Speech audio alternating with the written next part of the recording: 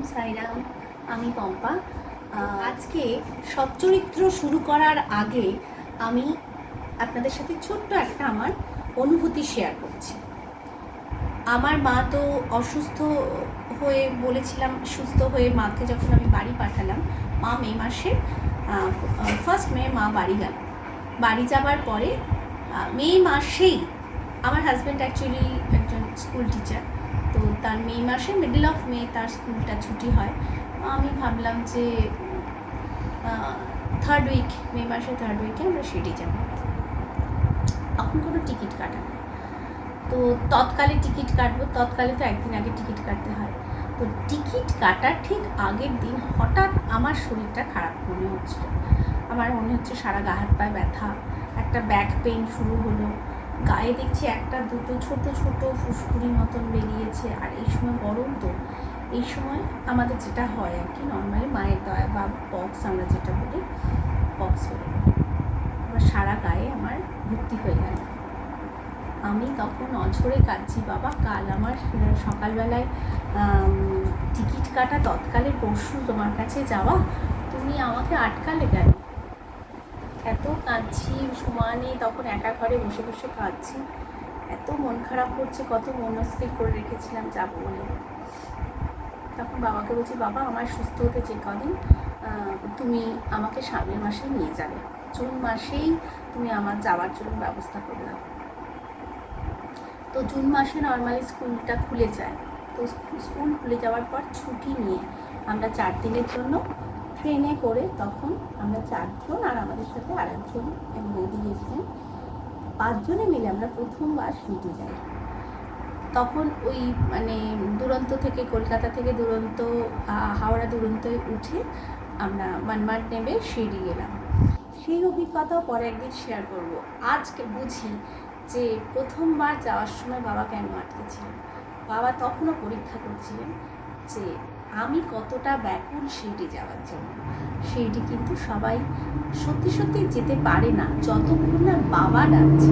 আমরা নিজের থেকে কখনো আমি বাবার কাছে নিজে চলে যাব এটা আমি ভাবতে পারি না। বাবা আমাকে ডাকতে হবে, তবেই আমরা শিরডি যেতে পারি। শুরু করব আজকের 4র্থ অধ্যায়, বাবা কিভাবে শিরডি আসে।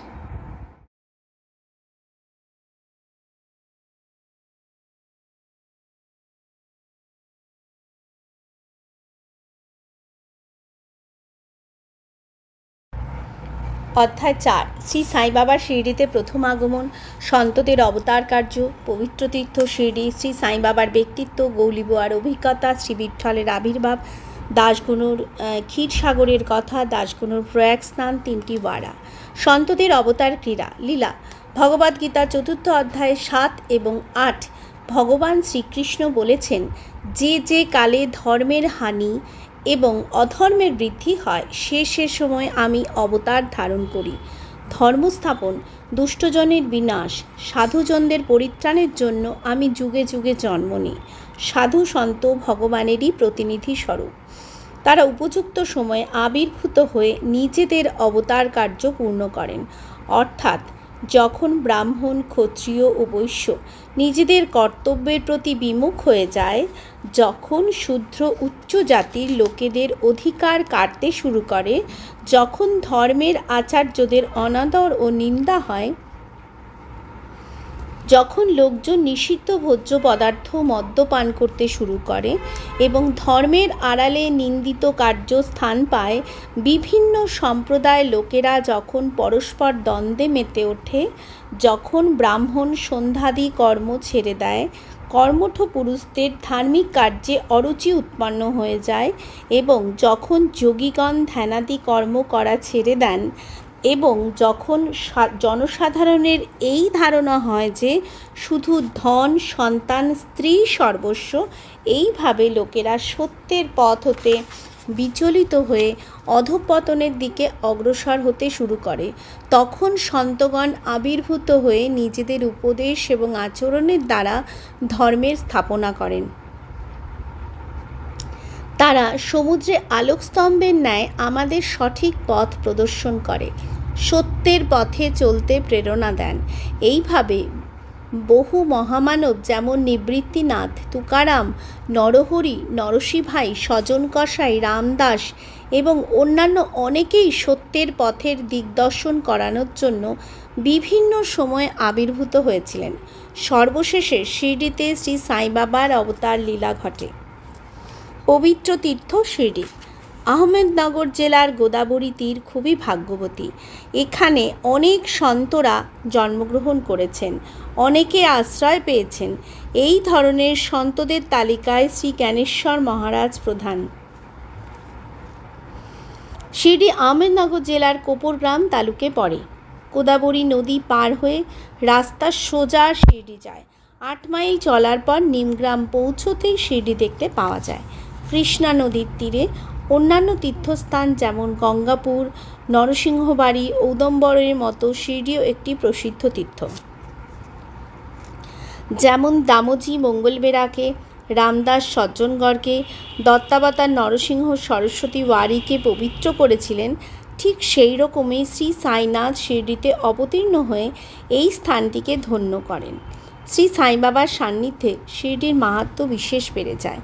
এবার তার চরিত্রের দিকে আসব। তিনি এই ভবসাগর জয় করে নিয়েছিলেন, যেটি পার করা অত্যন্ত দুষ্কর ও কঠিন। শান্তি তার আভূষণ ছিল। তিনি ছিলেন জ্ঞানের সাক্ষাৎ প্রতিমূর্তি। বৈষ্ণব ভক্তরা সর্বদাই তার চরণে আশ্রয় পেত। দানবীরদের মধ্যে রাজা কর্ণের মতো দানী ছিলেন। ঐচ্ছিক পদার্থের প্রতি তার সম্পূর্ণ অরুচি বোধ হতো। সর্বক্ষণ আত্মস্বরূপেই নিমগ্ন থাকা তার জীবনের প্রধান লক্ষ্য ছিল।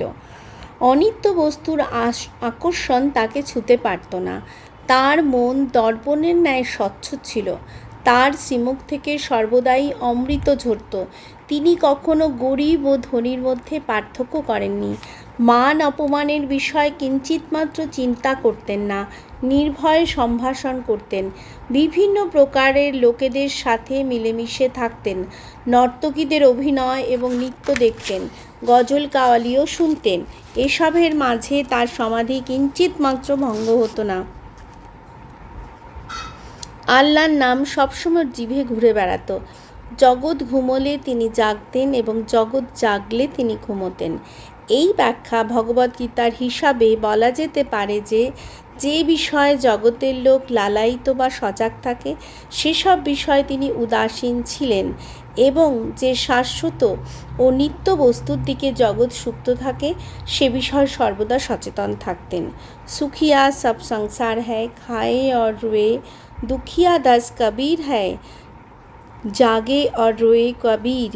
তার অন্তঃকরণ প্রশান্ত মহাসাগরের ন্যায় শান্ত ছিল। কেউ না তো তার বর্ণাশ্রম জানতে পেরেছে, আর নাই কার্যপ্রণালীর হদিশ। একই স্থানে বাস করেও বিশ্বের সমস্ত ঘটনার খবর তার মুঠোয় থাকত। তার দরবার অতি চিত্তাকর্ষক ছিল। তিনি অনেক রকমের গল্পগুজব করতেন, কিন্তু তার অখণ্ড শান্তি কিঞ্চিতমাত্র বিচলিত হতো না। তিনি প্রতিদিন মসজিদের দেওয়ালে হেলান দিয়ে বসে থাকতেন। সকালে, দুপুরে ও বিকেলে নিয়মিত রূপে চাউরিতে বেড়াতে যেতেন। সেই সময় সর্বক্ষণ আত্মস্থিত থাকতেন। তিনি বিনম্র, দয়ালু ও অভিমান শূন্য ছিলেন। সর্বদাই সবাইকে সুখ দিয়েছেন। এইরূপ ছিলেন আমাদের শ্রী সাই বাবা। তার চরণ স্পর্শ পেয়ে শিরডি পবিত্র হয়ে গেছে। তার মাহাত্ম্য অসাধারণ হয়ে দাঁড়িয়েছে। যেভাবে জ্ঞানেশ্বর আলন্দিকে এবং একনাথ পৈঠানের উত্থান করেছিলেন, ঠিক সেইভাবে শ্রী সাই বাবা শিরডিকে উদ্দীপ্ত করেন। শিরডির ফুল, পাতা ও পাথরও ধন্য। যারা শ্রী সাই চরণের চুম্বন পেয়েছে, তার চরণের ধূলি মাথায় ধারণ করার সৌভাগ্য লাভ করেছে। ভক্তদের জন্য শিরডি একটি দ্বিতীয় পণ্ঢরপুরী, জগন্নাথপুরী, দ্বারকা, বেনারস, কাশী, মহাকালেশ্বর এবং মহাবালেশ্বর হয়ে উঠল। শ্রী সাইয়ের দর্শন করাই ভক্তদের জন্য বেদ মন্ত্র ছিল, যার পরিণামস্বরূপ আসক্তি কমতে থাকত এবং আত্মদর্শনের পথ সহজতম হয়ে যেত। তার পাদসেবন করাই ত্রিবেণী বা প্রয়াগ স্নানের সমান, এবং চরণামৃত পান করলে সমস্ত ইচ্ছে পূরণে তৃপ্তি হতো। তার আদেশ আমাদের জন্য বেদ বাক্য, প্রসাদ এবং অদি। গ্রহণ করলে মন শুদ্ধ হতো। তিনি আমাদের রাম, কৃষ্ণ, পরব্রহ্ম, যিনি আমাদের মুক্তি প্রদান করলেন। তিনি কখনো নিরাশ বা হতাশ হতেন না। তিনি ছিলেন আনন্দের মঙ্গলময় মূর্তি। নামমাত্রে শিরডি তার প্রধান কেন্দ্র ছিল, কিন্তু তার কার্যক্ষেত্র পাঞ্জাব, কলিকাতা, উত্তর ভারত, গুজরাট, ঢাকা, কোঙ্কণ অবধি বিস্তৃত ছিল। শ্রী সাইবাবার খ্যাতি দিন দিন চারিদিকে ছড়িয়ে পড়তে লাগল। বিভিন্ন জায়গা থেকে ভক্তরা দর্শন লাভের জন্য শিরডিতে আসতে শুরু করলো। কেবলমাত্র দর্শনেই লোকেদের হৃদয় শান্ত হয়ে যেত। তারা ঠিক সেই রকমই আনন্দ অনুভব করত, যেমন পণ্ঢরপুরে শ্রী বিঠ্ঠলে দর্শন করলে আনন্দ হয়।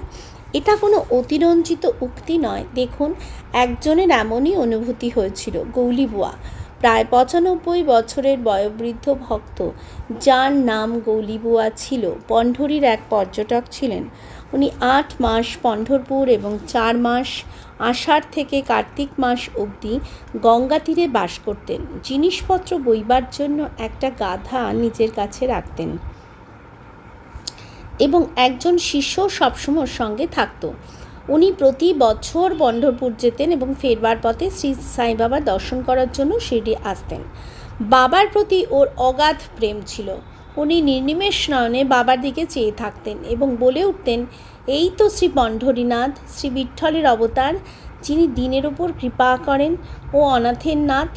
গৌলীবুয়া শ্রী বিঠ্ঠলের পরম ভক্ত ছিলেন। উনি অনেকবার পণ্ঢরপুরে যাত্রা করেন। প্রত্যক্ষ অনুভব করেছিলেন যে শ্রী সাইবাবা সত্যি সত্যি পণ্ঢরীনাথ।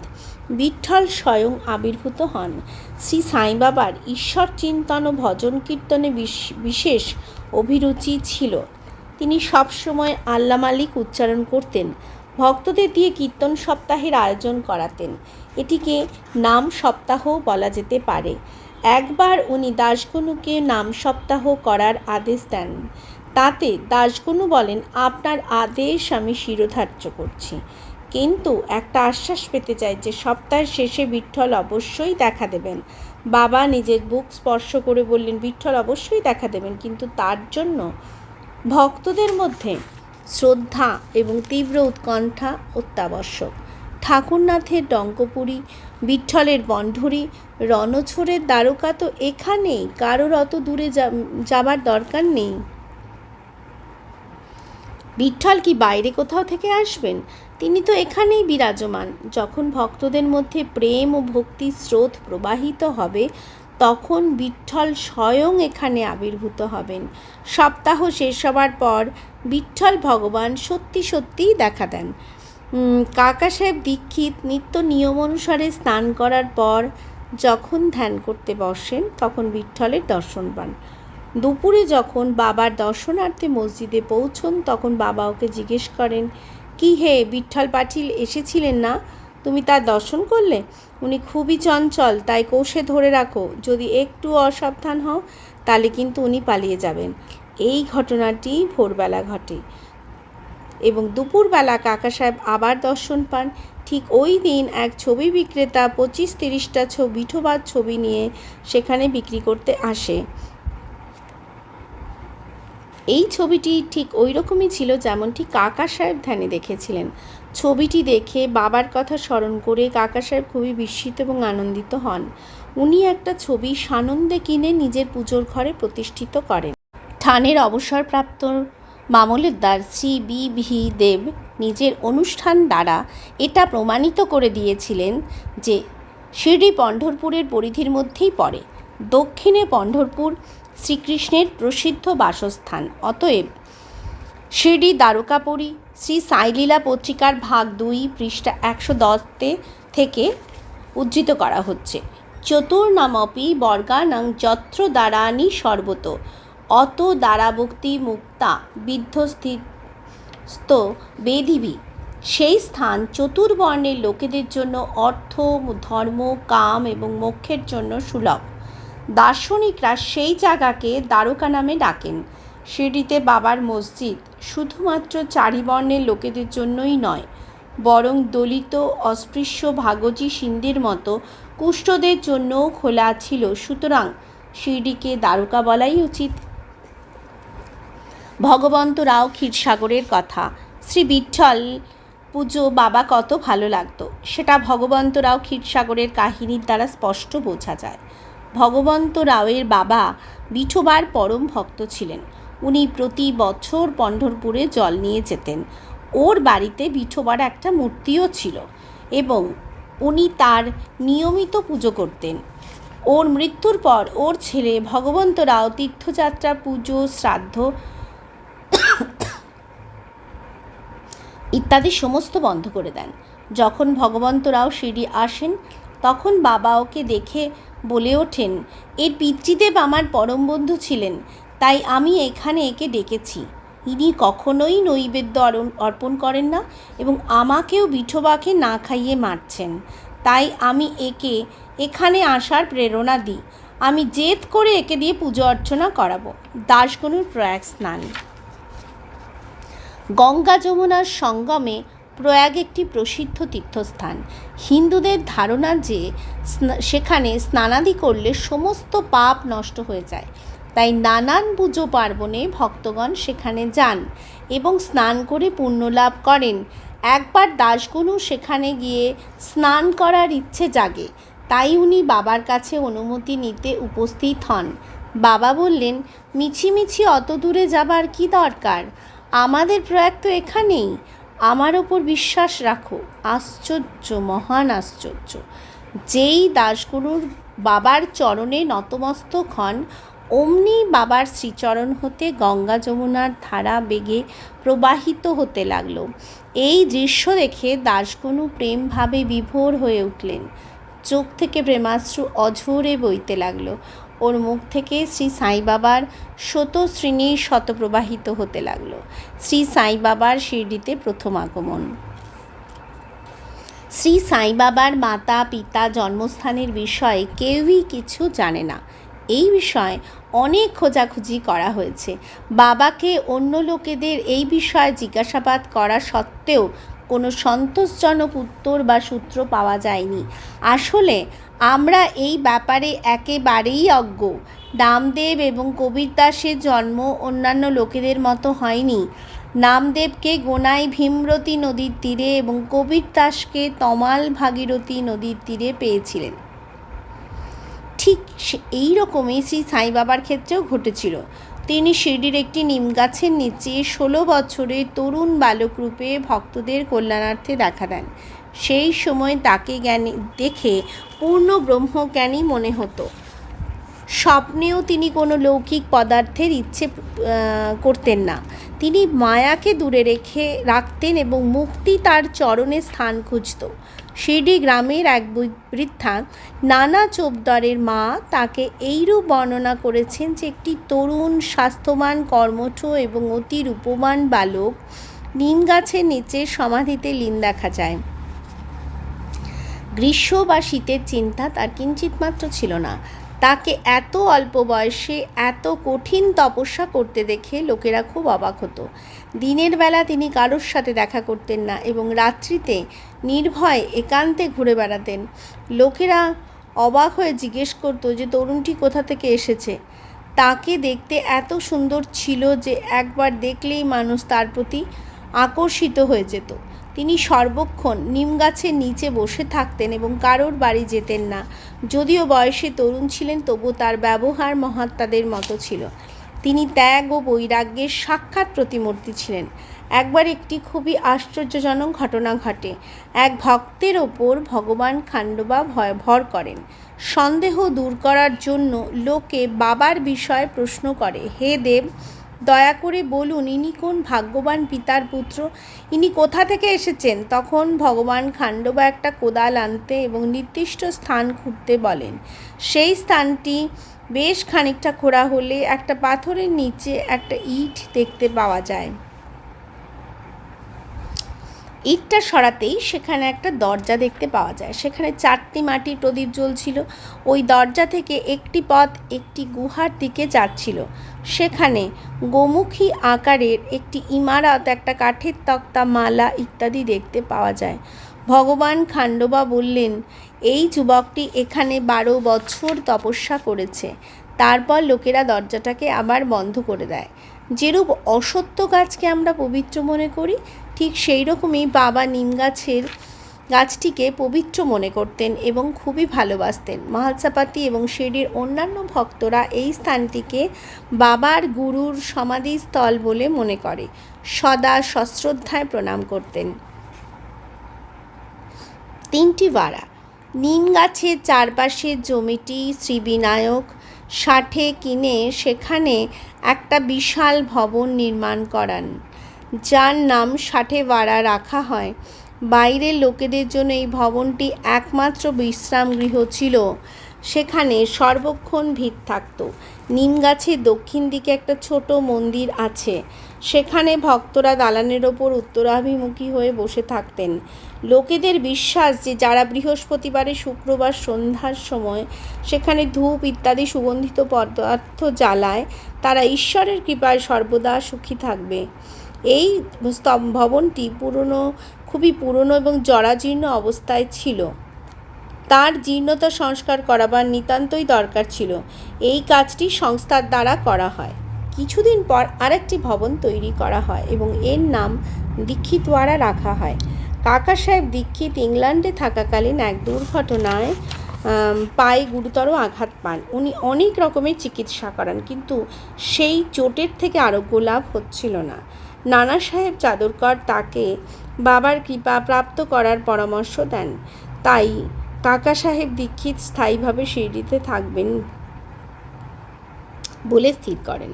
ভক্তদের থাকার জন্য একটা ভবন নির্মাণ করান। এই ভবনের শিলান্যাস 9/12/1910 সালে হয়। ওই দিনই আরও 2টি বিশেষ ঘটনা। শ্রী দাদা সাহেব খাপার্ডে বাড়ি ফিরে যাওয়ার অনুমতি পান এবং চাউরিতে রাত্রিরের আরতি আরম্ভ হয়।